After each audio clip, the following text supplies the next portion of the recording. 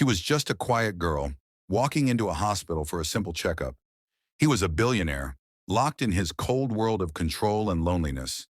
They had nothing in common. They never should have met. But one medical mistake changed everything. A child neither of them planned, a bond they couldn't explain, and a love that would rise from the most unexpected place of all, fate. The morning sun poured through the lace curtains of Lily Evans' small apartment like melted gold. She stretched slowly on her twin bed, a novel half open on her chest, its pages folded where she drifted off. Outside, the world buzzed gently.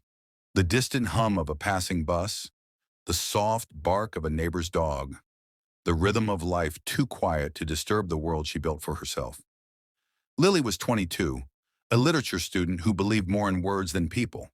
She had no taste for loud crowds or reckless adventures. Her idea of wild was staying up late to read poetry. She drank her tea with honey, not sugar, and had never been in love, not even close.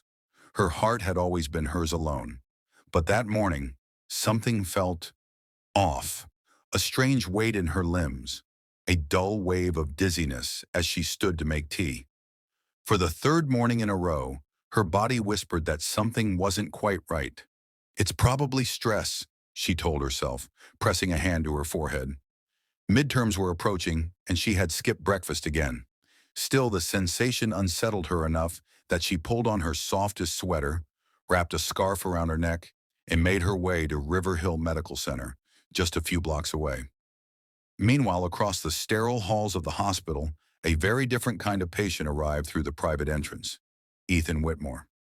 At 35, he was known not just for his billion-dollar software empire, but for the silence that clung to him like a tailored suit. He walked with the presence of a man who had everything, except connection. There were whispers in boardrooms, cold, brilliant, unreachable. Ethan didn't care. Love had never served him well. His childhood had taught him that attachment led to betrayal, and his last relationship had only proven the point. Now he'd come to River Hill for something very specific, a sperm transfer for his chosen surrogate. The plan was clean, private, precise, no romance, no emotional ties, just a child, his bloodline, his legacy, raised under his terms. What neither Ethan nor Lily knew was that a single misstep, somewhere between the locked storage cabinet and the procedure room, was about to tie their lives together forever. Behind closed doors, chaos had quietly begun. A nurse, overworked, underrested, glanced at a tray of prepped samples. Two vials, one labeled E. Whitmore, S1, the other Vitamin Mix, L. Evans. A beep from the intercom distracted her. She reached for the wrong syringe without realizing it. In room 14B, Lily sat on a clean sheet-covered bed, flipping through a hospital flyer without interest. The nurse entered with a soft smile. "Just a quick boost of vitamins," she said gently. Lily nodded, rolling up her sleeve. The needle entered her arm. Cold fluid ran through her veins.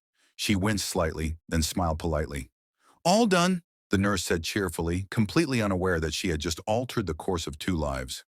Lily walked out of the hospital that day, her boots tapping lightly on the floor. Outside, the wind tugged gently at her scarf. She took a deep breath of crisp air, feeling proud for taking care of herself. She had no idea that inside her body, a tiny spark had just been lit. A microscopic miracle, planted by the coldest man she would ever meet, and the only one who would ever truly change her life. No alarm sounded, no one noticed. The file was closed. The records were clean. The city carried on. But inside Lily Evans, something had already begun to grow. 3 weeks had passed since Lily's hospital visit. 3 quiet, forgettable weeks, filled with late-night reading, online lectures, and warm baths meant to ease the tension in her body. But something inside her had shifted. It began slowly. Mornings became harder. Her stomach twisted before breakfast, and the smell of her favorite herbal tea made her nauseous. She ignored it at first. Finals were approaching. She blamed stress. But then her sense of smell sharpened unnaturally. A simple whiff of apples turned her stomach. Her appetite danced between cravings and disgust.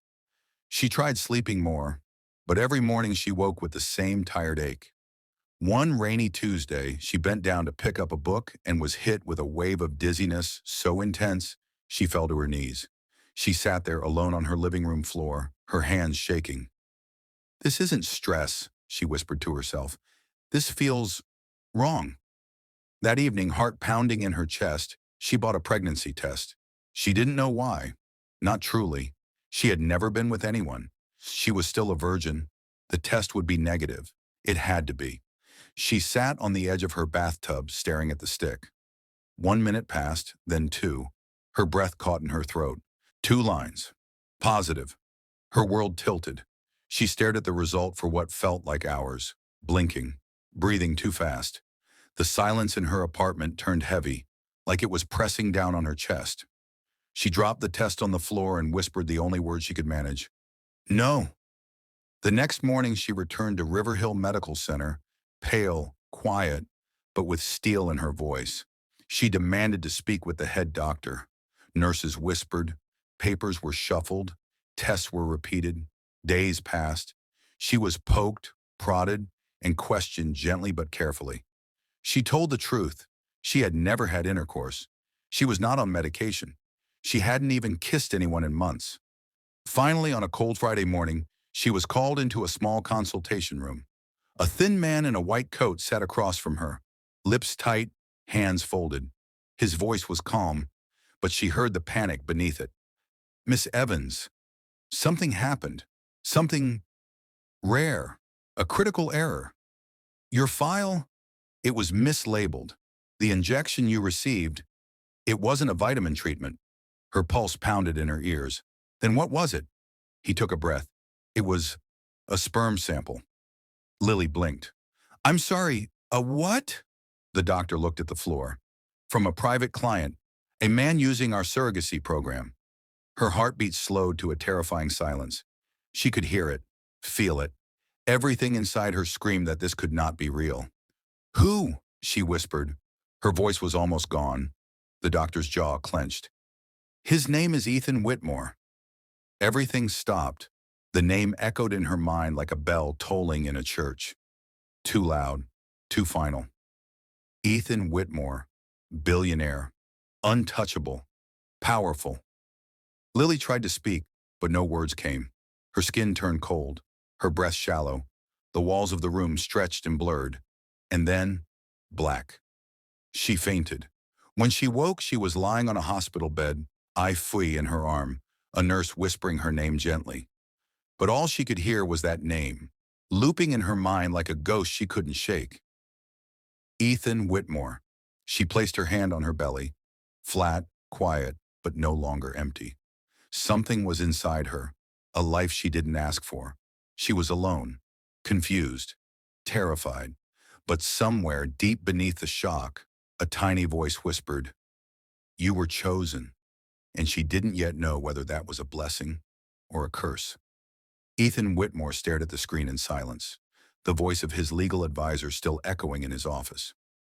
"She's pregnant, Mr. Whitmore. We've triple-checked the DNA. The hospital made an error. The girl, she was never supposed to be part of the procedure." His fingers tightened around the glass of scotch in his hand. "And you're telling me she's a virgin?" The lawyer hesitated. "Yes, sir. Completely." Ethan let out a sharp, humorless laugh. "So what now? Do we send flowers for the miracle?" But deep down, beneath the sarcasm, something stirred.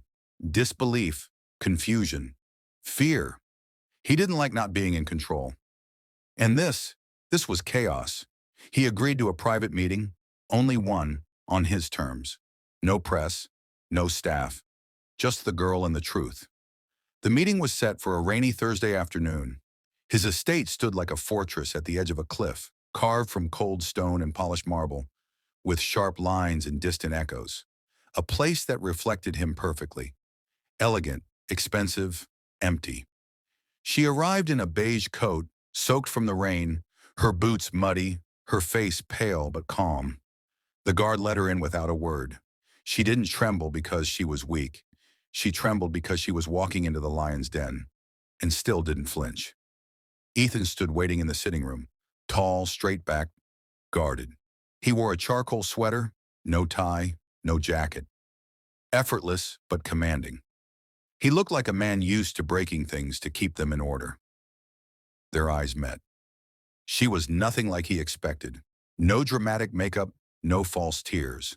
Her hair was pulled back in a loose braid, her hands folded tightly in front of her. She didn't come to beg, to scheme, or to demand. She came to understand. He cleared his throat. "Miss Evans?" She nodded once. "Lily." They sat across from each other, a low table and 1,000 unspoken words between them. The only sound was the rain against the windows. Ethan broke the silence. "I've read the reports, the tests, the mess." Lily's eyes didn't waver. "So have I." "You do understand," he said slowly, "that this changes everything for me. I had a surrogate lined up, a controlled plan, legal structure, privacy. Now there's me," she finished quietly. "And I didn't ask for this either." He narrowed his eyes slightly. "You're carrying my child." She took a breath. "Yes, but it's still inside my body. You may have rights, but I have humanity." For a moment his cold armor cracked. He leaned back. "What do you want?" Her reply came soft, steady. "Not your money, not your empire. I want truth. I want peace. I want to feel safe because right now, I don't." He studied her, trying to categorize her, to box her into one of the types he'd seen all his life. Gold diggers, social climbers, liars in silk. But she didn't fit. She was real, honest, inconveniently sincere. So he tried something else. Control. "There are options," he said. "Doctors, procedures, flights. Things can be fixed." Lily's eyes filled with something, not tears, but quiet fire. She leaned forward, not aggressive, but resolute. "This child didn't ask to be born this way, and neither did I. But now she's real." Silence fell again. But it wasn't cold this time. It was thick with emotion. Ethan looked away, staring into the fireplace. The flames flickered, casting golden light across his face. He was quiet for so long that Lily thought he wouldn't respond. Then he said, almost to himself, "No one's ever talked to me like that." She stood slowly. "Maybe that's the problem." And then she left, just like that, without begging, without trying to impress him. Her presence lingered like the echo of music after it ends. That night, Ethan didn't sleep. He lay in his room, staring at the ceiling, listening to the storm outside. But the only thing louder than the thunder was her voice, the way she spoke without fear, the way her hand had briefly touched her stomach, protective and calm, the way her eyes held his. Not like he was powerful, but like he was human. He had faced global CEOs and lawsuits worth millions without blinking. But one conversation with Lily Evans had made his world shift beneath his feet, and for the first time in a decade, he was thinking about something other than profit. He was thinking about her. Days turned to weeks, and the memory of their first meeting refused to fade. Ethan told himself he had better things to do. Conferences, deals, meetings. And yet, his car always seemed to turn toward Lily's apartment. At first, he came out of responsibility, duty, guilt. A man who liked his world structured and predictable could not stand the idea of his child growing inside a stranger's belly, not without him knowing. He came unannounced the first time. A driver dropped him at her doorstep on a quiet Saturday morning. He carried a designer bag with expensive vitamins, luxury blankets, and a sound machine that claimed to play womb-safe Mozart. Lily opened the door in wool socks and an oversized hoodie, blinking in confusion. "Ethan," he cleared his throat, "these are for you." She looked down at the $1,000 bag, then up at him. "I don't need any of that." Still, she let him in. Out of politeness, out of curiosity, out of something unnamed. Their early meetings were awkward. She would brew him chamomile tea, and he'd force himself to drink it, even though he hated the taste. He would bring her high-end snacks, and she'd politely place them in a cabinet she rarely touched. She once offered him a peanut butter sandwich, the cheap kind, on plain white bread. He took a bite, chewed, swallowed. "Not bad," he said. She grinned. "Liar." and for the first time he smiled. Their conversations were slow and cautious at first. They danced around the obvious. The baby, the mistake, the strange string that connected them. But soon words spilled more easily. He would sit beside her on the couch, watching her knit a tiny hat. Her hands moved gracefully, her focus pure. Sometimes she'd read to him, passages from poetry or pages of her favorite novel. He'd pretend he didn't care, but he always listened. Every word stayed with him long after she was asleep. One evening, Lily threw up unexpectedly in the middle of a conversation. Embarrassed, she waved him off and stumbled to the bathroom. But when she came out, red-eyed and pale, he was still there, sitting patiently, holding a glass of water. "I'm used to messes," he said simply. Later that night, he did something no one had done in years. He shared. It started with a quiet sentence. "My parents used to leave the lights off when I came home from school. Said it saved energy." Lily looked at him. "Were they poor?" "No," he said bitterly. "Just emotionally bankrupt." And so, piece by piece, he let her see behind the mask. The truth poured out slowly. About growing up in a mansion that felt more like a museum than a home. About never hearing the words, "I love you." About girlfriends who smiled at his money, not his soul. About how love to him was a trap, something people used against you. And Lily listened, not to fix him, not to pity him, but to understand him. That more than anything began to unravel him. She never interrupted. She never judged. She just listened, with eyes so soft and honest that he felt like he could finally breathe. He began coming more often, not out of obligation, but by choice. He brought less. No more overpriced gadgets or imported fruits. Sometimes he brought just himself. On one rainy evening, the power flickered out. They sat together on the floor with candles glowing around them, the soft patter of rain playing against the windows like a lullaby. Lily laughed about something. He couldn't even remember what, but it was the way she laughed that struck him. Unforced, joyful, real. That sound didn't belong to someone carrying his child. It belonged to someone who had slipped past his defenses, into the heart he thought he no longer had. The room fell quiet. Her laughter faded. And then, without thinking, without planning, he reached over gently, so gently, and brushed a strand of hair from her face. Her breath caught.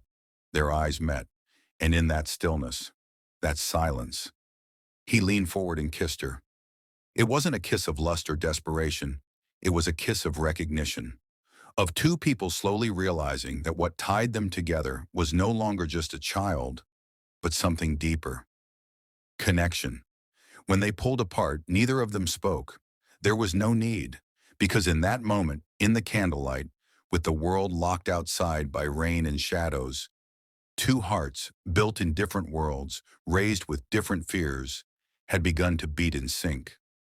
The night the baby came, the sky was heavy with thunder. Dark clouds loomed low over the quiet city, and rain whispered against the windows, like nature holding its breath.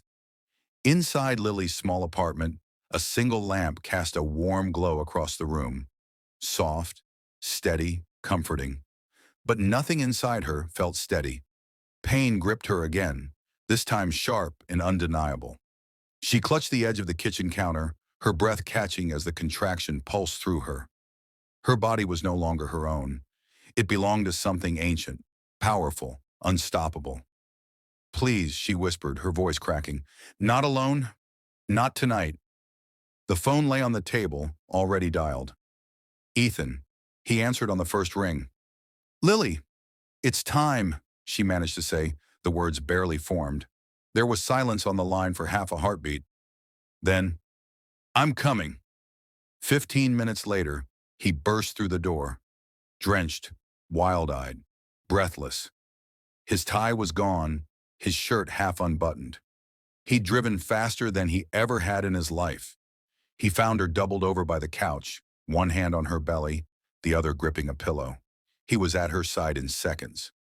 "I'm here," he whispered, dropping to his knees, taking her hand in his. "You're not alone. I've got you." She squeezed his hand so tightly he flinched, but he didn't let go. There was no time for hospitals, no time for ambulances. The contractions came fast, brutal, unrelenting. The storm outside only grew louder, mirroring the chaos inside. But between each wave of pain, she looked at him and found strength in his eyes. This was the man who once only cared about spreadsheets and silence. Now he was whispering softly in her ear, "Breathe with me, Lily. I'm here. I'm not leaving." The hours blurred. Sweat clung to her brow. Her voice grew hoarse from crying out. But Ethan stayed, wiping her face, holding her, grounding her with his presence. Then suddenly, everything stopped. There was a beat of perfect silence. And then a cry, high-pitched, piercing, alive. Lily sobbed as relief and awe crashed over her like a wave. Her whole body trembled. Ethan blinked, stunned. His heart slammed against his ribs. The tiny child was placed in his arms, wrapped in a warm towel. He looked down. The world fell away. She was so small, so pink. Her fingers curled into her own palm. Her eyelids fluttered. Her chest rose and fell with impossibly tiny breaths. "She's perfect," Ethan whispered, his voice cracking. Tears slipped down his face without shame. He didn't even try to stop them. Lily looked up at him from the bed, exhausted, radiant, raw. Her cheeks were pale, but her eyes burned with something pure, love. And in that moment, she didn't see the cold billionaire. She saw the man, a man completely undone, a man who had broken every rule he built for himself just to be here. He leaned down and placed the child gently in Lily's arms, their daughter, a life neither of them had planned, but both of them had already fallen in love with. Lily kissed the baby's forehead. Ethan kissed Lily's hand. There were no promises spoken that night, no dramatic vows, no grand declarations. But they didn't need them, because in the soft light of dawn, they lay on the bed, skin to skin, their newborn sleeping between them. And something unspoken bloomed around them like warmth after winter. Family. That night they didn't sleep. They just held each other. And the child that had changed everything. And somewhere deep inside them both, something else had been born. A new beginning. Time passed softly, like pages turning in a book you never want to finish. There were no cameras outside Lily's door, no articles whispering about a scandal, no press releases announcing a billionaire's shocking mistake. The world remained blissfully unaware. It was just them. And for the first time, that was enough. Ethan never returned to the glass and steel mansion he once called home. The place with marble floors, but no laughter, imported art, but no heart. He didn't even look back. Instead, he unpacked his life into Lily's tiny apartment with its creaky floors, cluttered bookshelves, and a chipped kettle that whistled like it was alive. It wasn't grand, it wasn't sleek, but it was real. He learned how to warm a bottle with one hand while holding a squirming newborn in the other. He learned to rock his daughter to sleep by humming lullabies he didn't even know he remembered. He learned how to chop vegetables without cutting his fingers, how to fold baby clothes without wrinkling them, and, most surprisingly, how to smile with meaning. Not for cameras, not for deals, but for them. He found peace in the quiet hours, reading poetry beside Lily while their daughter slept between them, her tiny breath rising and falling like a lullaby only they could hear. He'd wake in the middle of the night just to check on her, and every time he looked at Lily holding their baby close to her chest, hair messy, eyes soft with sleep, something in his soul whispered, "This is home." There was no grand proposal, no staged moment. One morning, as sunlight spilled across the kitchen table and Lily sipped tea in her favorite oversized sweater, Ethan stood in front of her holding nothing but truth. His hands were empty, but his heart was full. "I don't have a ring," he said quietly. "Not yet. And I know I wasn't supposed to be in your life. None of this was supposed to happen." He paused, took a breath. "But you're the only accident that ever saved me. The only one that made everything else make sense. If you'll have me, I'm yours." Lily looked at him. Not the man with billions. Not the man the world would bow to. But the man who showed up. Every time. without question, with love. She stood, closed the space between them, and kissed him. Not as a mistake, not out of obligation, not for the sake of the child, but because she loved him, as the man who chose to stay. Their daughter's laughter would one day echo in rooms filled with stories, but their story, the one that began with an error, a spark, a storm, would always be the quiet miracle that bound them. There were no rules in how it began, but there was truth in how it grew. They didn't need labels. Not husband, not wife, not rich, not poor, not perfect, not planned. Just two people who collided when neither was looking and stayed when they easily could have run. And so, their story became something rare. Not the kind told in tabloids, but the kind that reminded the heart what matters.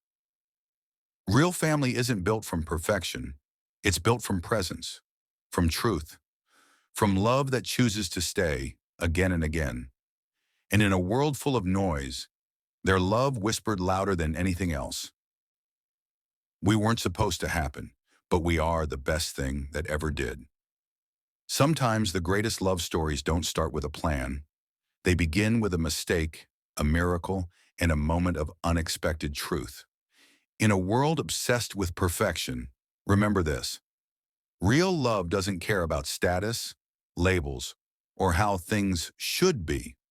It cares about the choice to stay, to hold hands in the storm, to grow together, not apart, to turn broken beginnings into beautiful endings. Because family isn't made by blood or wealth, it's made by heart. Thank you for watching. If this story touched your soul, don't forget to like, share, and subscribe for more unforgettable stories. Until next time, love without labels.